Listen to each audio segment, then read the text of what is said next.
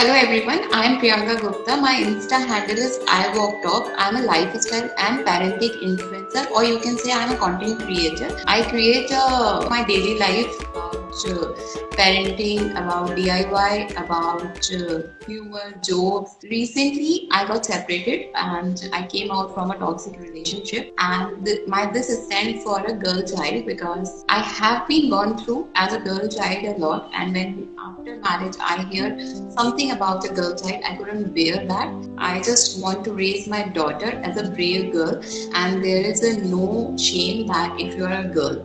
I was never like that was not the part that I need to come out of the relationship. But in 2019, I took my stand that there are certain things which I will not tolerate anymore, which was happening. But in 2019, I have decided that this is done because that marriage was not 1 or 2 years marriage, it was a 12 years marriage. And I was aware that that is something wrong which is happening with me. So 2019, I just tried to stop those things which should not happen with me. But when you take a stand, there is a other things also. We should be ready with the other side story कि हमारे साथ क्या हो सकता है उसके बाद. And 2019 के बाद मेरा वो स्टैंड बहुत क्लियर था कि ये चीजें मैं बर्दाश्त नहीं करूंगी. तो 2020 में ऐसा हुआ कि जब बहुत चीजें चेंज हो रही थी, तो मैंने अपना 2020 मैं ये कहूंगी कि मैंने अपने सामान को ज्यादातर कार्डबोर्ड के बॉक्सेस में बंद देखा है. So everything has been collapsed. And in 2020, finally, when I have decided that I have to come out from this relationship, तो उस समय काफी चीजें ऐसी थी, मुझे अकेले सब कुछ मैनेज करना था. मुझे कोई हेल्प नहीं मिल सकती थी क्योंकि पैंडेमिक के चक्कर में लोग ट्रैवल ही नहीं कर रहे थे. That I could ask my family to come, or I could ask my people to come to help me out. And but situation ऐसी थी कि मुझे तो वहां से जान बचाओ टाइप कि मुझे तो वहां से निकलना ही है. अब मैं क्या करूं? So I have done everything all alone, and then I shifted. Like I have moved finally from that. जब हमारी शादी होती है तो मुझे ऐसा लगता है कि हमें पता होता है कि हमारे साथ गलत हो रहा है.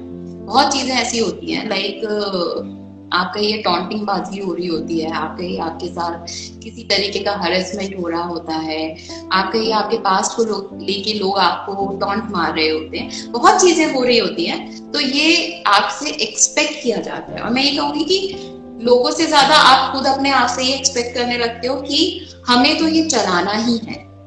मुझे पता है मेरे साथ गलत हो रहा है, पर मैं लड़की हूँ, मुझे तो ये शादी चलानी ही है क्योंकि मैं इंडियन समाज में हूँ. That is very big. कैसी लड़की अपनी शादी नहीं चला पाई.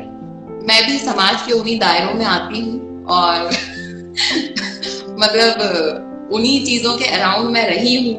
हर फैमिली में होता है कि आपको टॉन्ट करना शुरू किया जाता है, और ये स्पेशली हर घर की बहू के साथ ही होता है. मुझे लगता है तुमसे तो अच्छा कुछ और मिल जाता, तुम्हारे फैमिली बैकग्राउंड से अच्छा तो हम बाहर से ढूंढ सकते थे, तुम इस घर में हो तो तुम्हारी खुशकिस्मती है, नहीं तो हमें तो बहुत मिल रहे थे बाहर.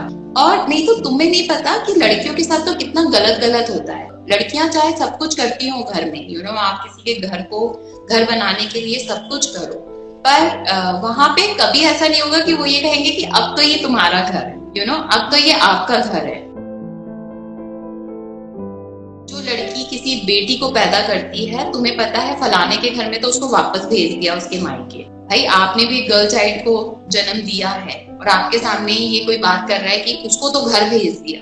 यही चीजें हैं, और ये चीजें मुझे लगता है कि मेंटली कहीं ना कहीं आपको इफेक्ट तो करती हैं. मेरे लिए ना बहुत चीजों को एक्सेप्ट करना मैंने कर लिया था, मतलब समाज के लिए कहिए या सोसाइटी के लिए कहिए, मैंने एक्सेप्ट कर लिया था.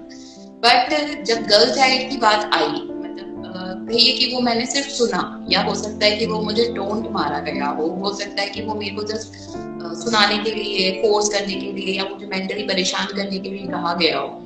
पर वो कुछ मोमेंट ऐसे है मेरी लाइफ के कि मुझे लगा कि नहीं, मतलब ये अगर अभी कहा जा रहा है और ये मैं अगर अभी सुन लूंगी तो मेरी बेटी को तो पता नहीं, हो सकता है कि उसको बाद में भी कुछ सुनना पड़े, तो वो समझ सकेगी कि वो एक गर्ल चाइल्ड है, इसलिए उसके साथ ऐसा हो रहा है. So there is only one thing which I want to tell to everyone who is watching me right now. If you are in a difficult phase, currently, एक ना बहुत जरूरी है कि आपको पता होना चाहिए कि आप आपकी लाइफ में जो डिसीजन ले रहे हो वो आप क्यों ले रहे हो, क्योंकि आप हो जो उस दौर से गुजरे हो, एक आप ही हो जो जानते हो कि आपके साथ क्या परेशानियां हुई हैं, आपने क्या फेस किया है। आज मैं अपनी माँ को भी नहीं समझा सकती कि मैंने क्या फेस किया है, तो वो मैं अपनी डॉटर को भी नहीं समझा पाऊंगी, कल ये बड़ी हो जाएगी कि मैंने क्या फेस किया है। और मुझे पता है कि हम सबके साथ अलग अलग चीजें हैं, मेरे साथ जो हुआ है वो सिमिलर आपके साथ नहीं हो रहा होगा। क्या जो आपके साथ हो रहा है वो सही है या गलत है, इसका डिसीजन भी आपको लेना है।